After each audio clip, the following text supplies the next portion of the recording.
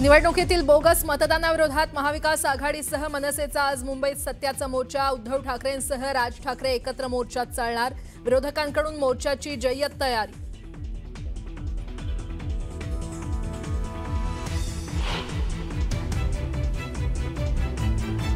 सत्याच्या मोर्चात काँग्रेसचे बाळासाहेब थोरात, विजय वडेट्टीवार राहणार उपस्थित। मात्र प्रदेशाध्यक्ष सपकाळ आणि खासदार वर्षा गायकवाड यांची दांडी। राज ठाकरेंमुळे नेते गैरहजर राहणार असल्याची चर्चा।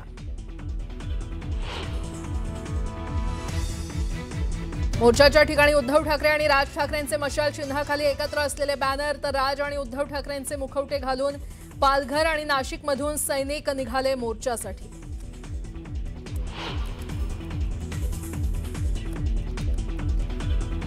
विरोधकांच्या सत्याच्या मोर्चाला अद्यापही पोलिसांची परवानगी नाही।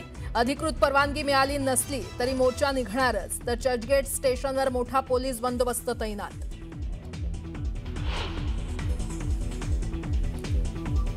विरोधकांच्या मत चोरीच्या आंदोलनाला भाजप देणार मूक आंदोलनातून प्रत्युत्तर।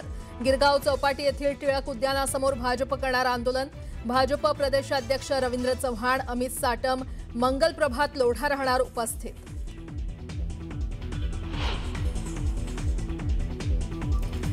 काळा दिनाच्या पार्श्वभूमीवर शिवसैनिकांना कर्नाटकात बंदी, मात्र आदेश झुगारून शिवसैनिक बेळगावला जाणार। सीमा भाग कर्नाटकात जबरदस्ती डांबल्याच्या निषेधार्थ काळ्या दिनाचं आयोजन।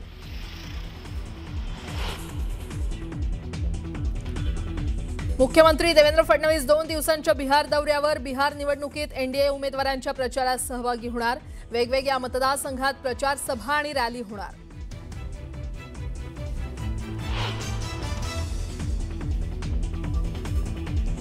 सतरा मुलांना ओलीस ठेवणाऱ्या रोहित आर्याच्या पार्थिवावर पुण्यात रात्री उशिरा अंत्यसंस्कार।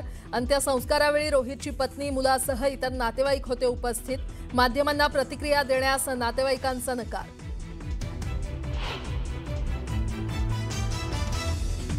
महाराष्ट्र केसरी सिकंदर शेखला अवैध शस्त्र तस्करी प्रकरणात पंजाब पोलिसांकडून अटक। राजस्थानमधील पपला गुर्जर टोळीशी त्याचा संबंध असल्याचं पोलीस तपासातून समोर।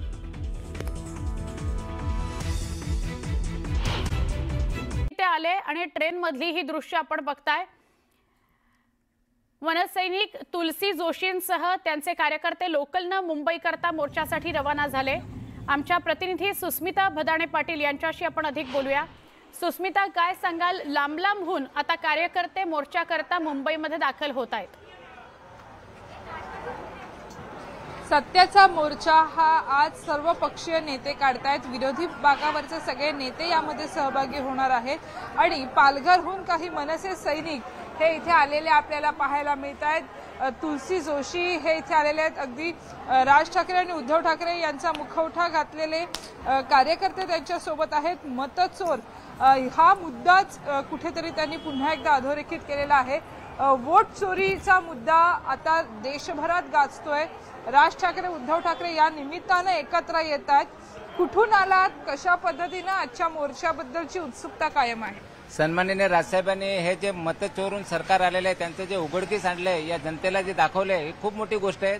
आजपर्यंत कोणाच्या मध्ये हिंमत नाही झाली हे दाखवल्या, कारण का त्यांच्याकडे ईडी, सीबीआय सगळे आहे, आमसाम दंडभेद आहे। त्यांना घाबरून कोणीच हा विषय बाहेर काढत नव्हता आणि सन्माननीय राजसाहेबांनी हा विषय बाहेर काढलेला आहे। त्याच्यामुळे जनता जागृत झालेली आहे आणि जनता रस्त्यावर उतरणार। आजच्या सभेनंतर राजसाहेबांची सभा झाली ना, बघा उद्यापासून जनता रस्त्यावर उतरणार आणि या बोगस सरकारला परत घरी पाठवणार। तुमच्या हातामध्ये चाबूक दिसतोय, सरकारला चाबूक दाखवताय, निवडणूक आयोगाला चाबूक दाखवताय। काय वाटतं, ज्या पद्धतीनं आजचा मोर्चा होईल यातनं काही वेगळे उदाहरणं समोर येतील का? ज्यांना निवडून यायचं होतं, जे खरे उमेदवार निवडून यायला पाहिजे होते ते निवडून आलेच नाही आणि हे जे बोगस लोक निवडून आलेले आहेत आणि हे बोगस लोक निवडून आलेले आहेत त्यांना हा आसूड का दाखवतोय? ते एक प्रकारचं लोकशाहीचा गळा चिरून आलेले आहेत। त्याच्यामुळे आम्ही त्यांना हा आसूड दाखवून त्यांना हा संदेश देत आहे निवडणूक आयोग आणि हे सरकारला, की आता तरी ते सुधारायला पाहिजे आणि जी यादी आहे त्याला दुरुस्ती करायला पाहिजे। अगर त्यांनी दुरुस्ती नाही केली तर जनता रस्त्यावर उतरणार आहे आणि सन्माननीय राजसाहेब ठाकरे हे दोन्ही भाऊ कुटुंब एकत्र आहेत। आता जनतेला एक प्रकारचं एक वेगळी ऊर्जा मिळालेली आहे। एक नेतृत्व नव्हतं या महाराष्ट्राला, आता प्रत्येक खेड्यापाड्यात, प्रत्येक जिल्ह्यात सन्माननीय राजसाहेब आणि उद्धवसाहेब ठाकरे या ठाकरे कुटुंबाचे जे नेतृत्व ज्या महाराष्ट्राला लाभलंय ना, आता ही जनता जागृत झालेली आहे. सरकारला मात सत्तेचा, आम्हाला मात सत्याचा, अशा अर्थाचे हे बॅनर आहेत. मत चोरीसाठी तुम्ही पालघरवरून आलात, काय सांगाल? हिंदी आहे. ठीक आहे, चालेल, बोला. हिंदी में बोलो. चोर आहे तो, काय बोलणार? त्याला स्वतःला माहिती नाही मी काय बोलू. खरं तर राज ठाकरे आणि उद्धव ठाकरे यांचे मुखवटे लावलेले कार्यकर्ते सुद्धा यामध्ये सहभागी होतात. केवळ ठाकरे बंधू एकत्र येत आहेत तर नाही, या सगळ्या मोर्चाच्या निमित्ताने महाराष्ट्रातील मतदार एकत्र येत आहेत. राज ठाकरे, उद्धव ठाकरे पहिल्यांदाच एकत्र येणार आहेत एका सामाजिक हेतूसाठी, एका मोठ्या मोर्चाच्या निमित्ताने एकत्र येत आहेत. मराठीच्या मुद्द्यावरती एकत्र आलेले ठाकरे बंधू आज या मेळाव्यामध्ये सुद्धा एकत्र पाहायला मिळणार आहेत. नक्की नक्की. सुस्मिता, धन्यवाद, आपण माहिती दिली त्याबद्दल. जसं वसई, विरार, पालघर इथून लोक यायला सुरुवात झालेली आहे, मोर्चा करता मुंबईमध्ये दाखल व्हायला सुरुवात झाली आहे, तसंच नाशिकमधून सुद्धा सकाळीच मनसेचे कार्यकर्ते मुंबईच्या दिशेने निघतायत. कार्यकर्त्यांमध्ये आजच्या मोर्चाबाबत उत्सुकता आहे. आमचे प्रतिनिधी लक्ष्मण घाटोळ आपल्या सोबत आहेत, त्यांच्याशीही बोलूया. लक्ष्मण, खूप उत्सुकता आहे, सगळेजण मुंबईकडे निघालेले आहेत. मोर्चाला परवानगी नसली तरी गर्दी मात्र मुंबईमध्ये येताना दिसतीये.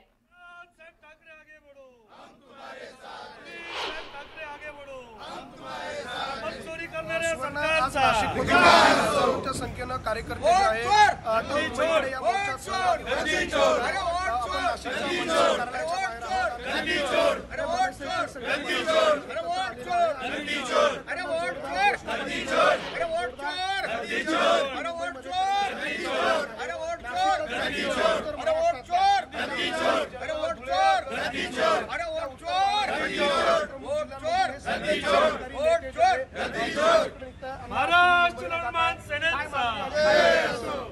महाविकास आघाडीने 10-15 दिवसापूर्वी निवडणूक आयोगाची या सर्वांनी भेट घेतली होती आणि त्यामध्ये राजसाहेबांनी निक्षून सांगितलं होतं की 96 लाख मतं अनधिकृत वाढवलेले आहेत, ते कमी करावेत.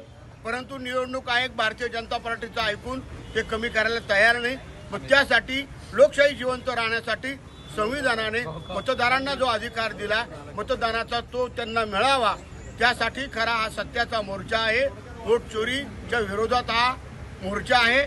आपण एक बघितलं असेल, त्या ठिकाणी शिंदे सेना असेल, भारतीय जनता पार्टी असेल, अजितदादाचा पक्ष असेल, या सगळ्यांनी सांगितलं की मतं वाढवलेली आहेत, ते कमी करावे. परंतु भारतीय जनता पार्टी त्यांना पुन्हा मतं चोरीवर स्थानिक स्वराज्य संस्थांच्या निवडणुका लढायच्या, जिंकायच्या आहे खोट्या मतदानावर. परंतु आता तसं होणार नाही. या महाराष्ट्राची जनता जागरूक झालेली आहे. किती गर्दी जाणार आहे नाशिकमधून, कसं नियोजन करण्यात आलं? नाशिक शहरातनं, नाशिक जिल्ह्यातनं हजारोच्या संख्येने मनसे पदाधिकारी जाणारे, पण त्याचबरोबर नागरिकसुद्धा ह्या मोर्चामध्ये स्वतःहून सहभागी होण्यास तयार झालेले. नागरिकांना सुद्धा कळलं की आपल्या मताची कुठेतरी चोरी होते, आपण जे केलेलं मतदान या मताचा कुठेतरी आदर राखला जात नाहीये. आणि आपण जर या ठिकाणी बघितलं, लोकसभेच्या निवडणुकीमध्ये महाविकास आघाडीचे 30 खासदार निवडून आले आणि असा काय चमत्कार झाला का 6 महिन्यानंतर विधानसभेच्या निवडणुका झाल्या आणि ह्या विधानसभेच्या निवडणुकामध्ये 96 लाख मतदार वाढले. हा असा काय चमत्कार झालेला आहे. आता विरोधक तर बोलताय, पण सत्ताधारी पक्षातले आमदार सुद्धा त्या ठिकाणी बोलायला लागलेले. अजित पवार गटाचे आमदार सतीश चव्हाण यांनी सुद्धा सांगितलं का 1 लाखाच्या माझ्या मतदारसंघात मतदार वाढलेला आहे.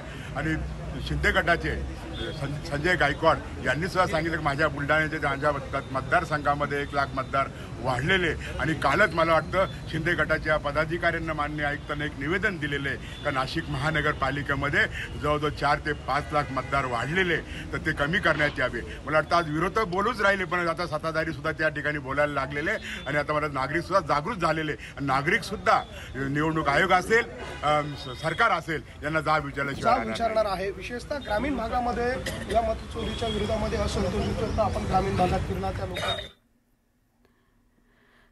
नाशिकमधल्या मोर्चात सहभागी होणाऱ्या सगळ्यांशी लक्ष्मण घाटोळ बोलत होते. आपण त्यांच्याशी थेट संवाद साधला.